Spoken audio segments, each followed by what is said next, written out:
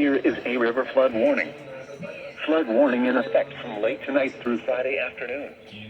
Minor flooding is forecast for the Little Miami River at Kings Mills. At 18 feet, several areas along Mason Morrow Millgrove Road are flooded, as well as Front Street in Morrow and Stubbs Mills Road. Portions of Rogers Park in South Lebanon is flooded. At 7:22 p.m. Thursday, the stage was 16 feet. The river is expected to rise above flood stage early Friday morning to a crest of 17.6 feet Friday morning. It will then fall below flood stage Friday morning.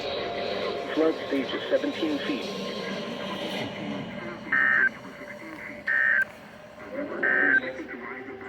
A flood warning remains in effect at 1 a.m.